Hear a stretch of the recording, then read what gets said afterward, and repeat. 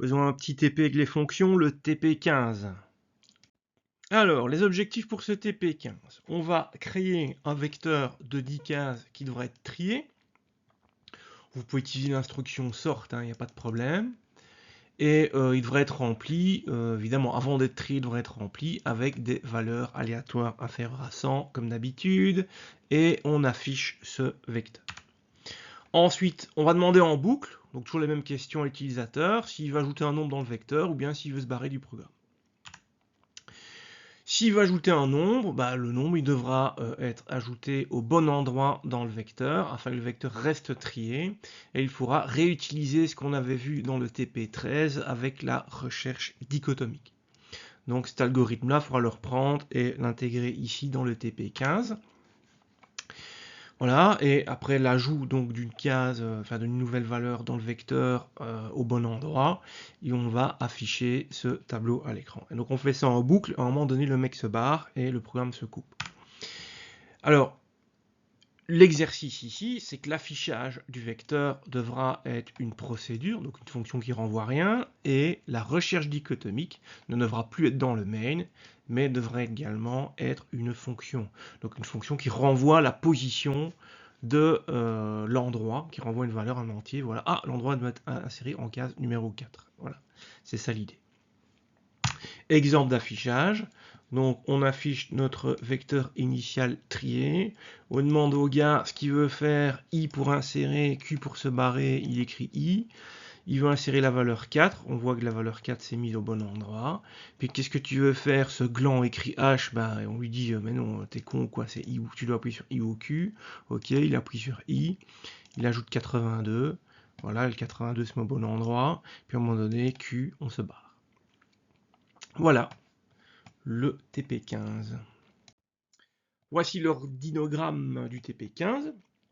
On commence par créer le tableau, on le remplit, alors on le trie, et on l'affiche. Alors l'affichage est dans une fonction externe, donc le code de l'affichage n'est pas dans le main, et pour indiquer ça, c'est une boîte blanche comme ça avec les barres de part et d'autre pour dire qu'il y a une fonction externe au main. Ensuite, on demande à l'utilisateur ce qu'il veut faire, donc c'est la variable quoi, et ça on va le demander plein de fois, donc en boucle. On boucle, on demande qu'est-ce que tu veux faire, qu'est-ce que tu veux faire, qu'est-ce que tu veux faire, et tant qu'il appuie sur un truc différent de Q, on lui demande ça en boucle, et quand ça sera Q, ça veut dire qu'on se barre du programme. Et donc, imaginons que le gars, il appuie sur I parce qu'il veut insérer un truc dans le vecteur. Donc ensuite, on lui dit, quelle valeur veux-tu insérer? Et puis, on appelle la fonction de recherche de position, qui sera donc notre fonction avec la recherche dichotomique. De nouveau, c'est une fonction, on le voit en petite barre ici. Donc le code de cette fonction n'est pas dans le main, c'est une fonction externe au main. Cette fonction nous renverra une position, et on insérera alors x à cette position dans le vecteur. Et puis on réappellera la même fonction que celle-là, on n'a pas écrit le code deux fois, où on affichera le vecteur. Voilà. Il y a juste le cas de figure où le mec est rempli à tapoter sur ni i sur ni q, où on affiche ici le message d'erreur. Voilà, voilà. Il n'y a plus qu'à passer au code. Je vais afficher le code du main, ou partiellement du main. Donc, tout ce qui est création du tableau, c'est au préalable, j'ai pas mis. Ça, c'est l'appel de la fonction d'affichage. Donc, je lui envoie le vecteur. Il le lit, il l'affiche. Alors, comment la fonction tourne? Pour comprendre qu'ici va se passer un affichage, on n'a pas besoin d'aller voir le contenu de la fonction. Le nom est explicite. C'est ça aussi l'avantage des fonctions. Donc, si je mettais une boucle ici, ça prendrait plus de temps à analyser. Ici, j'ai compris. Voilà. Puis, on a notre fameux do while où on demande en boucle qu'est-ce que tu veux faire. La question de qui veut faire, elle est posée ici. On stocke ça dans la variable quoi. Donc on avait le cas de figure où il veut faire une insertion, le cas de figure où c'est gouré comme un gland, et ici le test de boucle, tant que c'est autre chose que tant que c'est pas Q, on boucle. Voilà, et quand c'est Q, c'est qu'on veut quitter le programme.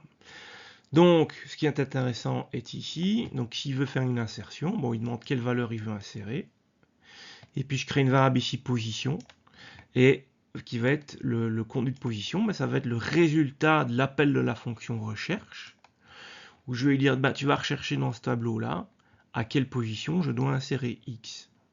Et ça, je vais stocker dans position. Et du coup, après, ben, dans mon tableau, enfin dans mon vecteur, je peux insérer en position la valeur x.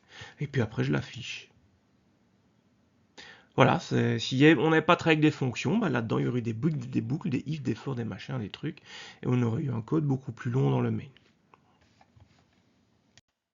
Les fonctions, les voilà. Donc on a la fonction d'affichage hein, qui va prendre une copie, qui va faire une copie du vecteur.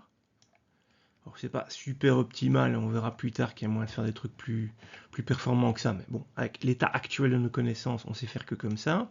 Donc il va copier le vecteur, boucler dessus sur sa taille et afficher le truc à l'écran, et puis faire un petit passage à la ligne. Voilà. Donc dès qu'on veut afficher, on appelle la fonction, on envoie le vecteur. Et la fonction de recherche, donc reçoit va aussi prendre une copie du vecteur. C'est la valeur pour laquelle il va chercher la position à laquelle il faudra insérer cette valeur pour que le vecteur reste trié.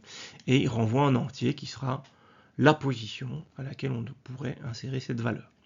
Donc, et là, j'ai copié-collé en fait l'algorithme de recherche dichotomique du TP13 avec les deux bornes, la position. Et donc ça, l'algo, on l'a vu au TP précédent. Hein, donc le point médian entre les deux bornes. Savoir donc si la valeur qu'on cherche est plus à gauche ou plus à droite. On déplace les bornes. On boucle, on boucle, on boucle. À un moment donné, il y a la condition de fin. Et on renvoie B1 qui correspond au numéro de position sur lequel il faut insérer notre valeur pour que le vecteur reste trié. Voilà, donc le détail de l'algo, c'était le TP13. Et voilà, ceci termine le corrigé du TP15.